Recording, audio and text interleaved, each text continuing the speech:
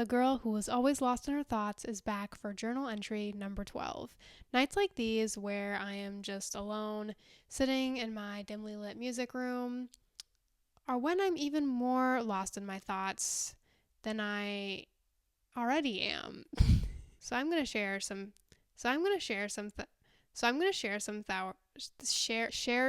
shower thoughts. Words. Here are some shower thoughts that give me an existential crisis. Here we go. Try not to have an existential crisis challenge starts now. A different version of you exists in all of the minds of those who know you.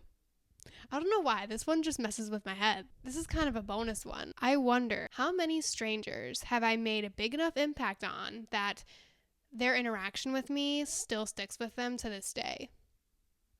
You get what I mean?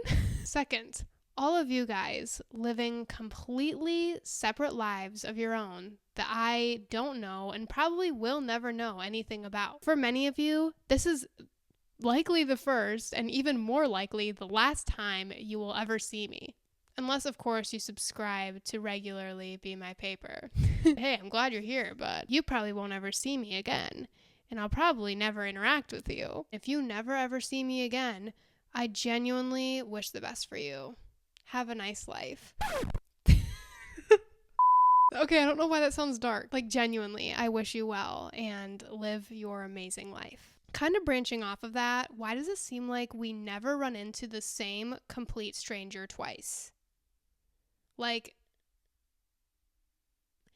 obviously, strangers can turn into friends, can even turn into more than friends, right? But it just seems like, I don't know, like going to Target. I'll never see the same random person who has no significance in my life at the mall or something. Does that make sense? Like, I'm not talking about seeing like the same worker. That's a checkout lady I know and love. Okay, I'm not talking about that. I don't know. It's giving computer simulation. In fact, that's the perfect segue into this next one. The fact that there's absolutely no way to falsify that we live in a computer simulation. There's absolutely no way to disprove it. And that scares me a little bit. Is this world even real? I don't know, man. Another one. I mentioned this briefly in a previous journal entry. We have no idea how much we have forgotten.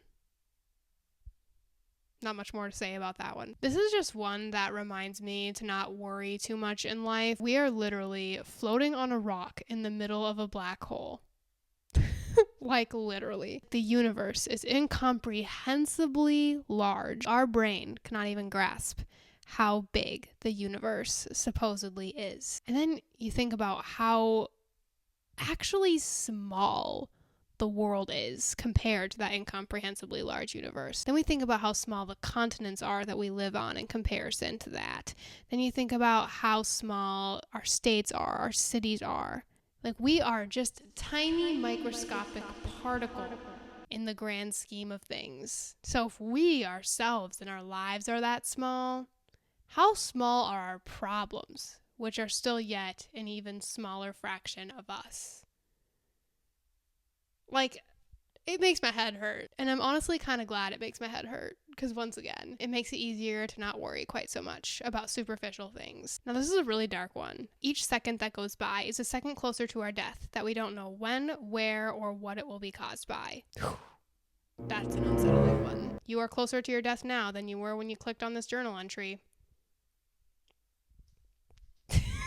Okay, now lightening up a bit. The fact that words, even the words that I'm speaking right now, are just patterns of letters and sounds that we as humans just assigned meaning to. How did we even make this up? There's definitely history there to some extent that I don't know about, but it's just the fact that all languages that exist in the world, we just made up. In fact, I heard a random shower thought from someone else once. When we ask someone what their name is, we're just asking them what noise we need to make to get their attention. I don't know why, that just makes me laugh. Like, our names are just patterns of noises. Anyway, moving on. How much of our life is real and how much of it is warped memories? Unless you have like documented photo or video evidence, we rely on solely our memory to retell stories and whatnot. It's like that game Telephone that we all played as kids. How much has your memory of something, a specific event or incident, evolved over time?